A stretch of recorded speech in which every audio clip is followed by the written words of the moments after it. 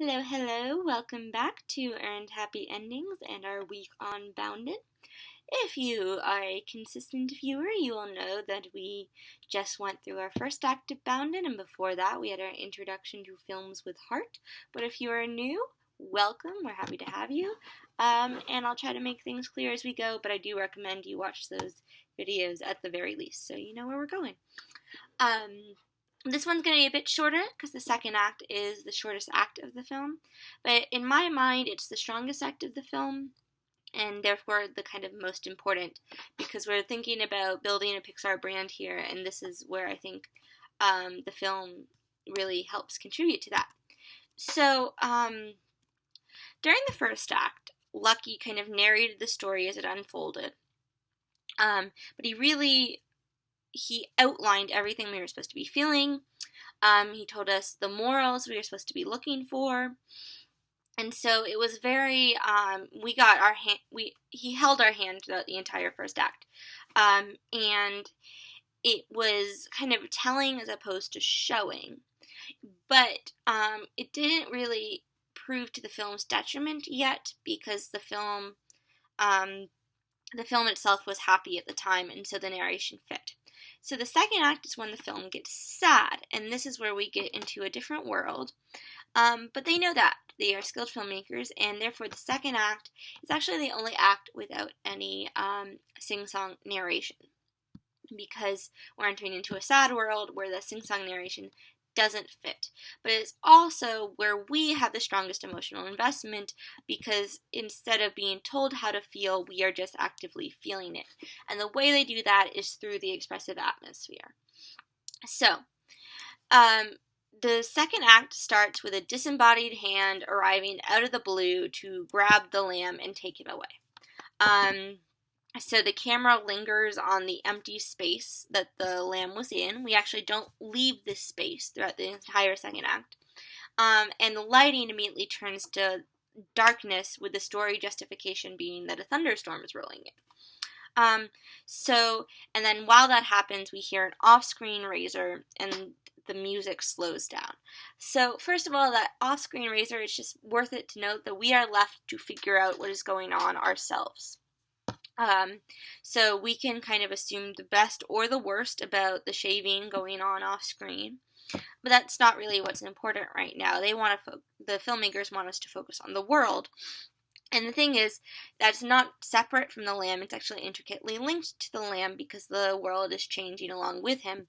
So the lighting has now changed, and then the music changed.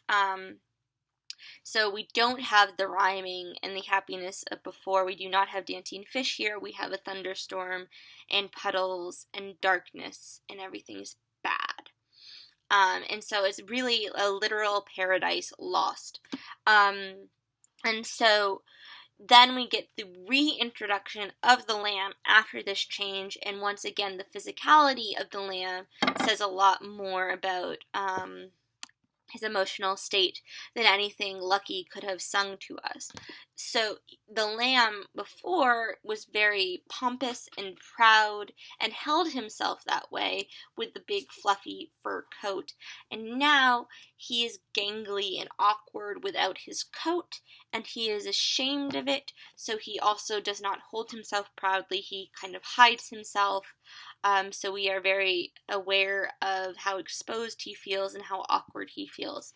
And his sadness is reflected by the ongoing rainstorm that goes on, and the fact that, while it's very funny and actually appeals to kind of our worst humor, and that he falls just right back into the puddle. But think about, again, our margins of safety that we talked about in Presto.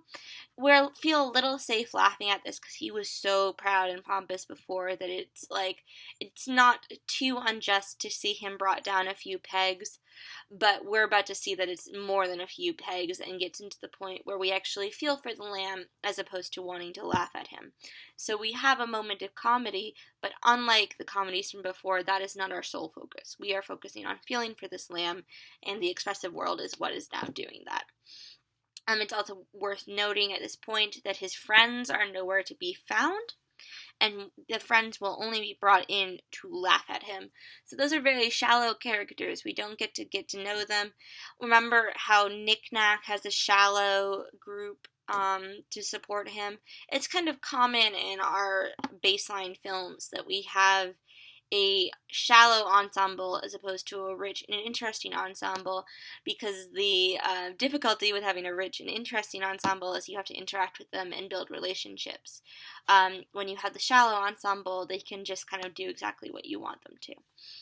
So at this point, we need them to be cruel and to laugh at the lamb to reinforce the lamb's own insecurities and get him to at the lowest possible point so that he can, quote, rebound.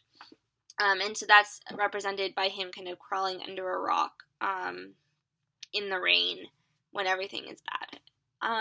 So that's kind of our short little summary of the second act, but I don't want you to take my brevity about it as a sign that it's not important, because it's actually quite the opposite.